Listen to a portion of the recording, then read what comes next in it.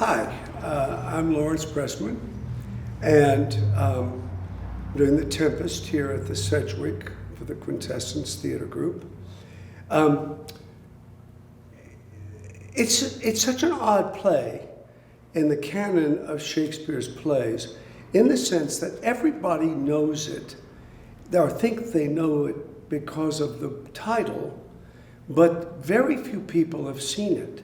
It's not staged as often as any of the plays, the major tragedies, the histories, the romances, of which it is one. It's a magical play.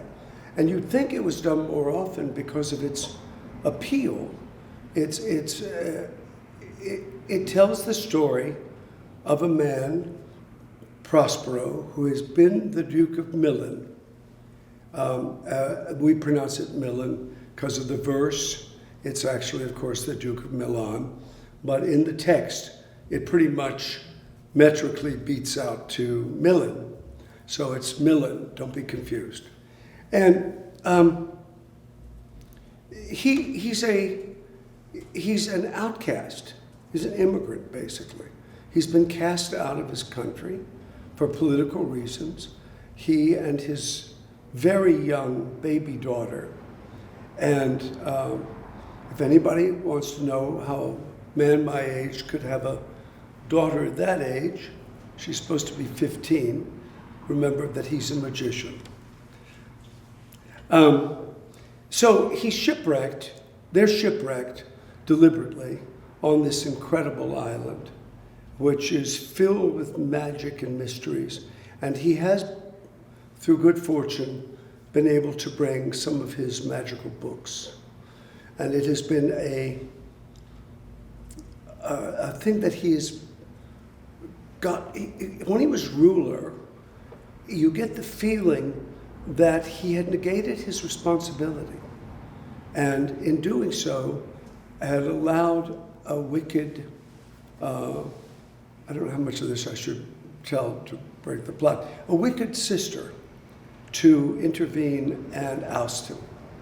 And since we're going through a time of pretty strong political division and chicanery, shall we say, it shouldn't be too far of a stretch for the imagination to see what autocratic governments are doing all over the world, including the attempt, I think, for an autocracy question to be raised in America, of all places.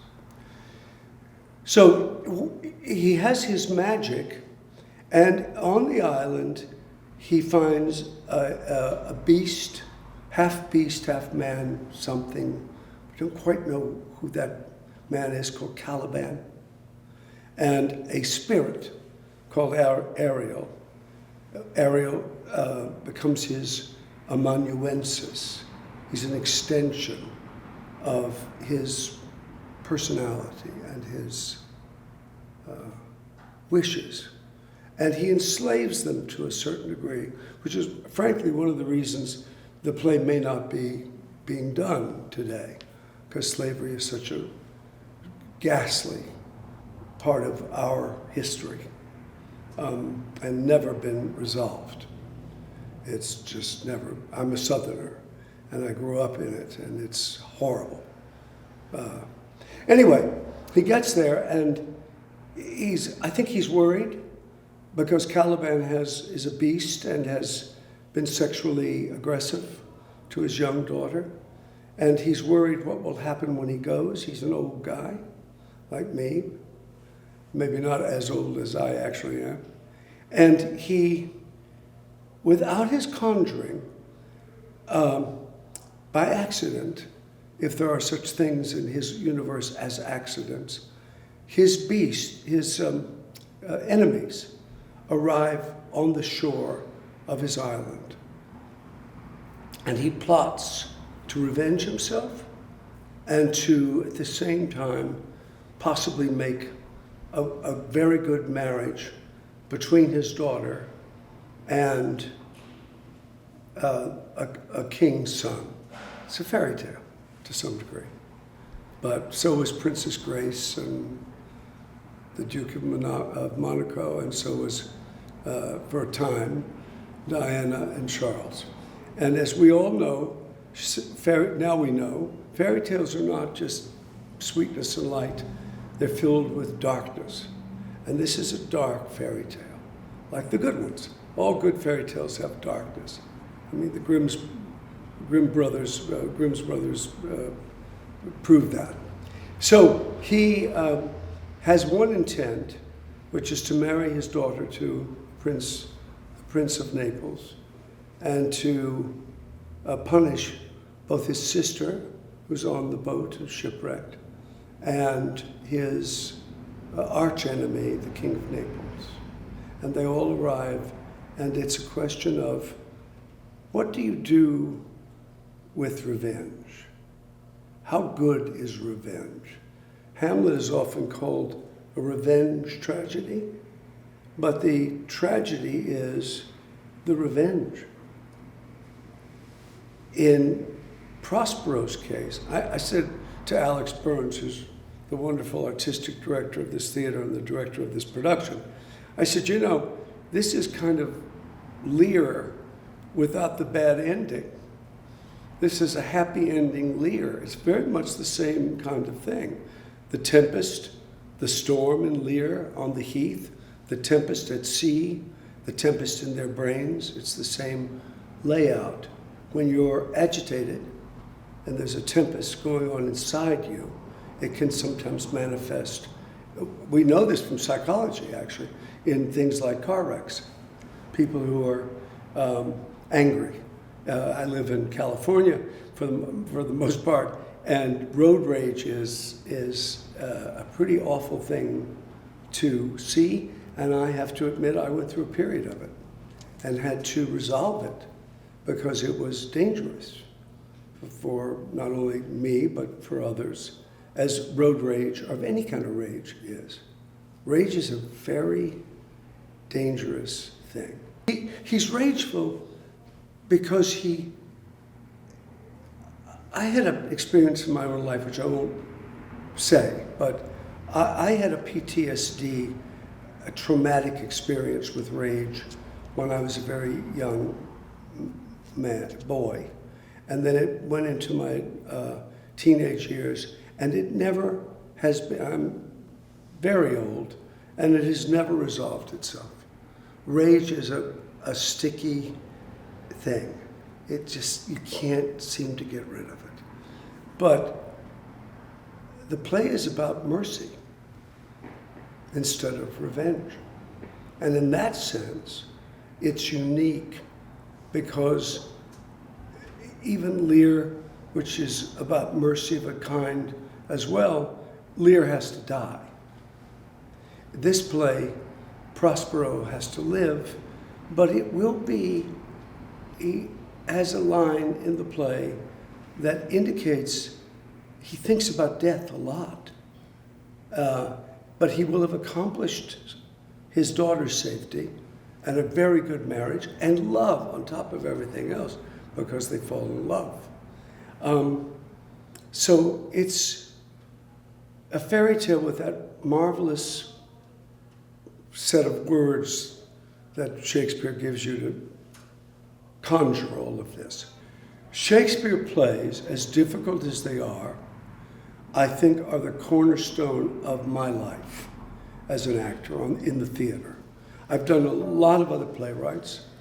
I've been lucky to have that experience of Moliere and Chekhov and modern writers, Pinter, and I've never done any Beckett. But for me, it's the cornerstone of everything. I always said that if I could, if it was a desert island experience like Prospero goes through, but you know, that desert isle show where you say what records you would bring and stuff. I would, in the best of all possible worlds, if I were restricted to 2 playwrights, I would choose Shakespeare primarily, and Chekhov just to relieve the tensions that Shakespeare sets up. And if I was going to have 2 or like 3 and 4 choices, I think I would go with Pinter, who I think that I knew and worked with twice. So those plays are very dear to me. I've never been a big Shavian guy, but I could add him in very easily. A little Moliere would spice it up a little bit, But I won't do a new play now. I gave that up about 10 years ago. It's much too difficult for me. I wish I were more courageous. You don't like changes too much in text.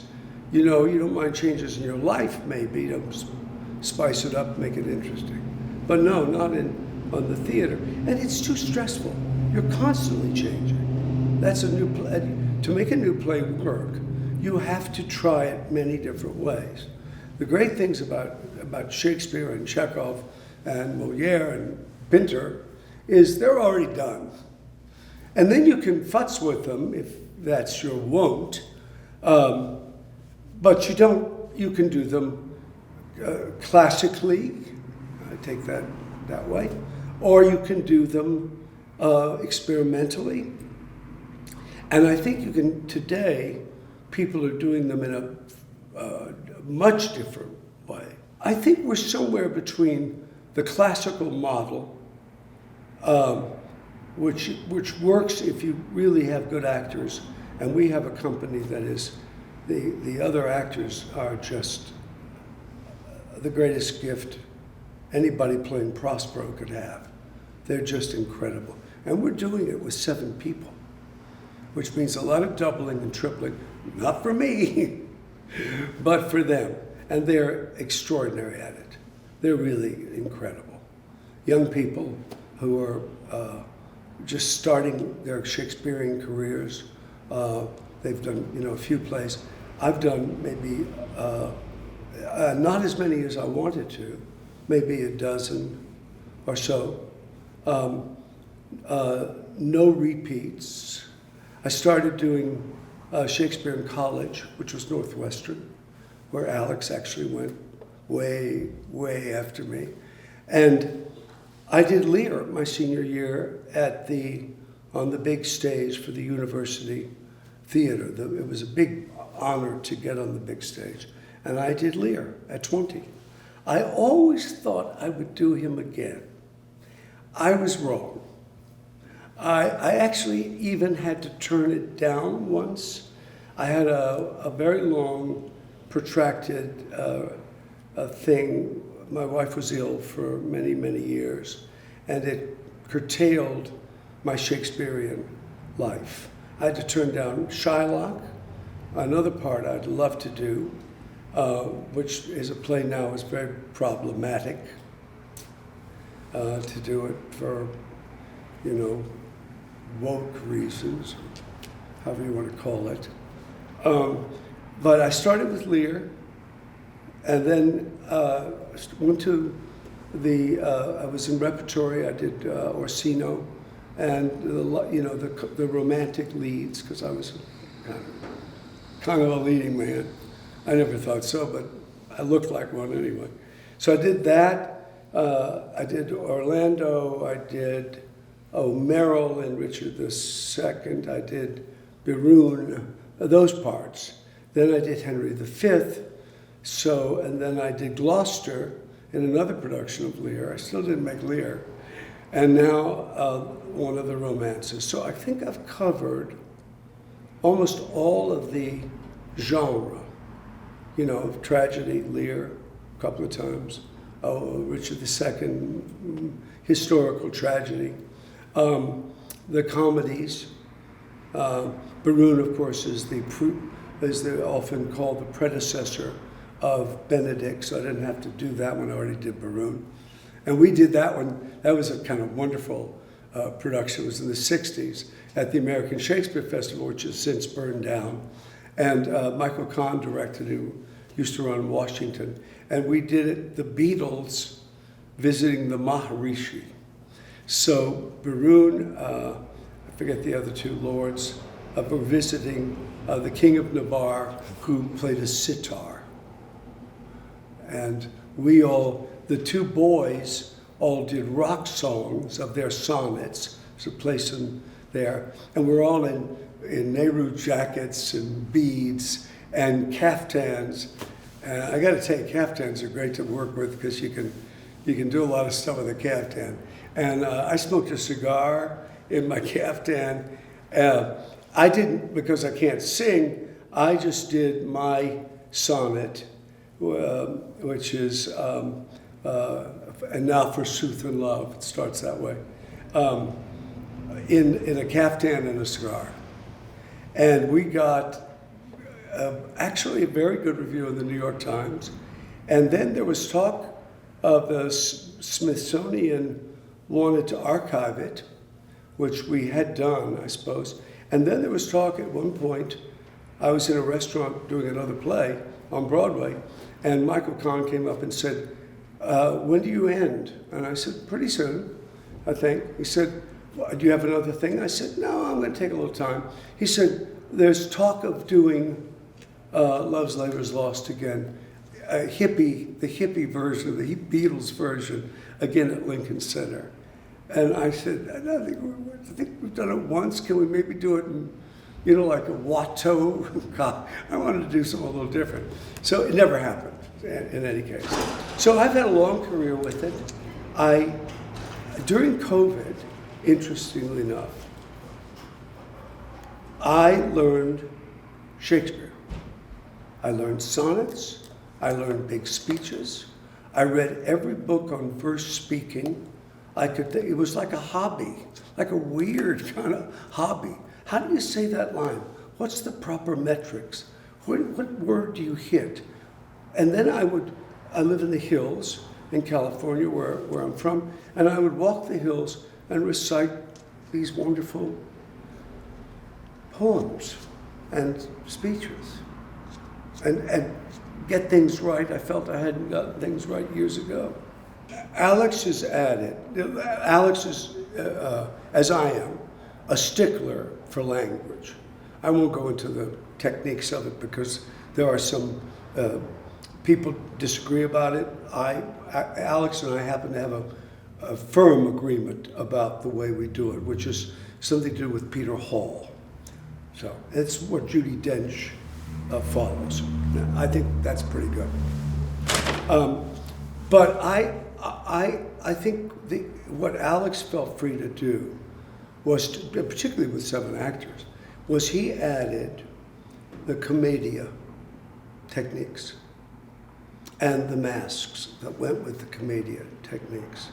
And so the whole section of the clownish parts that offset the romantic and more lyrical parts, if you like, with these extraordinary actors. The company that I couldn't have dreamed to have a company, to be a part of a company like this is just a joy, particularly my time.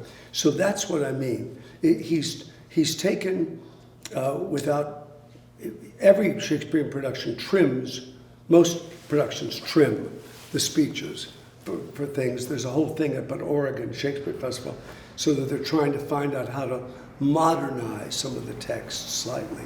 And I'm dead set against it. Just think it's it's dumbing down. We are already dumb enough. I think we should smarten up. That's what we need. So Alex has found this line between telling the story, the actual classical story, in a new way, a way that incorporates things. I just saw on my phone that the Scottish play, I'm in a theater, I can't mention it in a theater. The Scottish play is being done in England with masks, which I just sent the text to Alex so he could get to see that they're copying us. We started first. Also,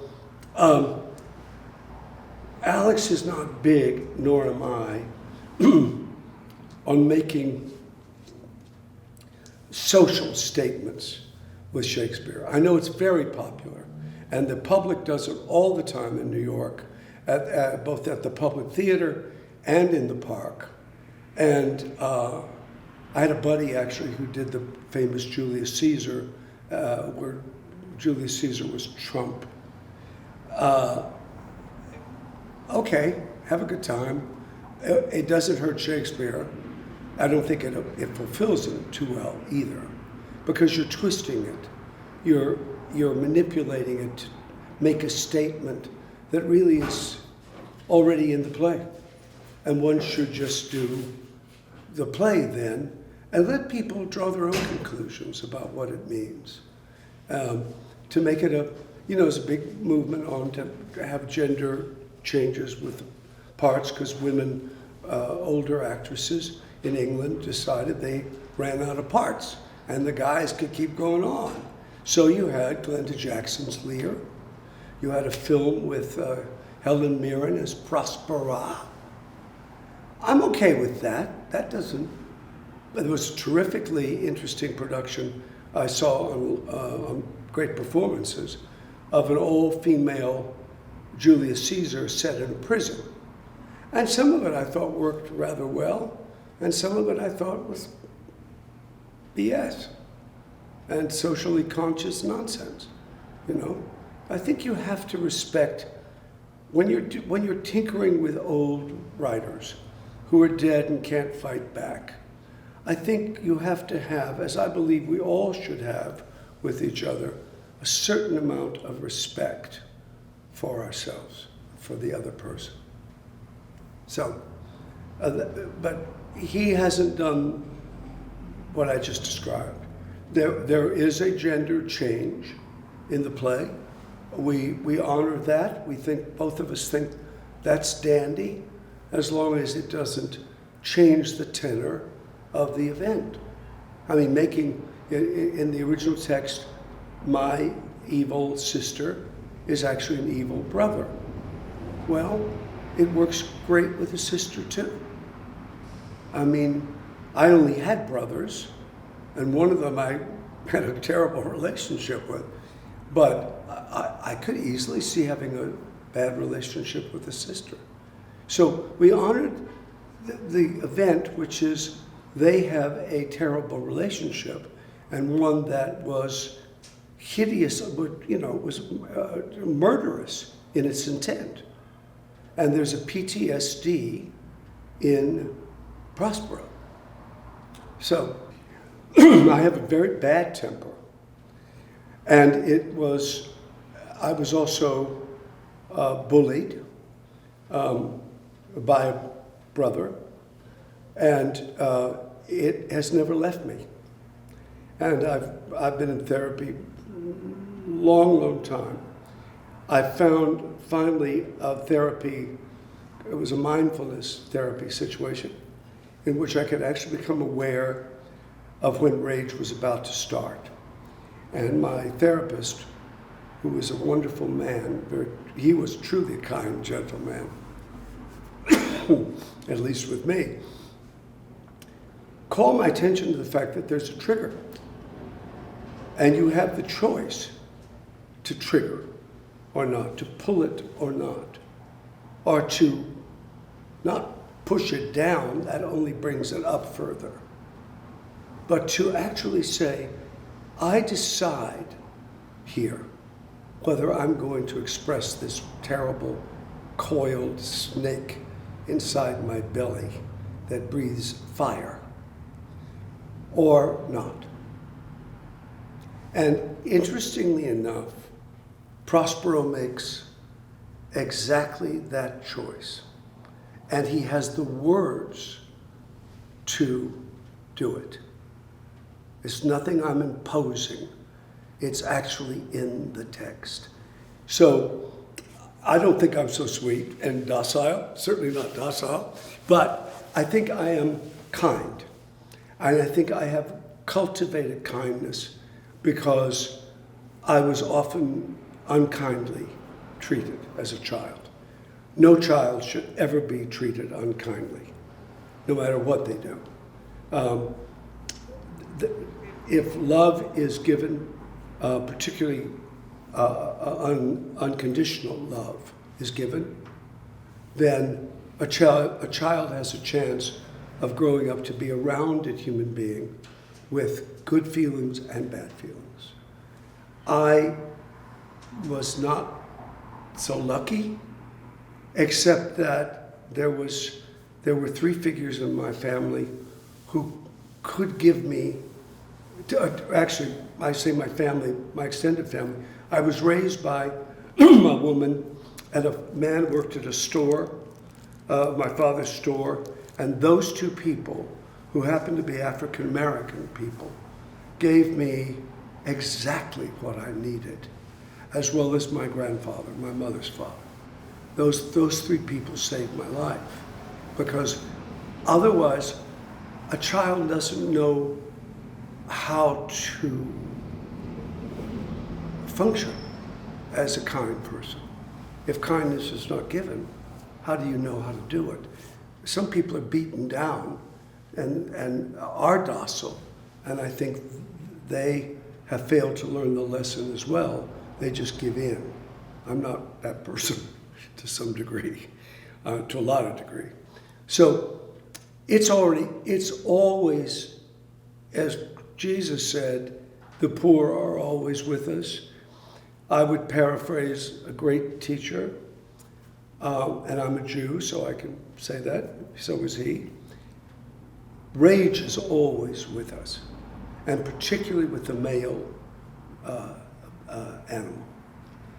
It's true in nature, it's true in, although in the cat world, the lionesses do the hunting, but head honcho is the king of beasts, and if you've ever seen rage, it's sudden.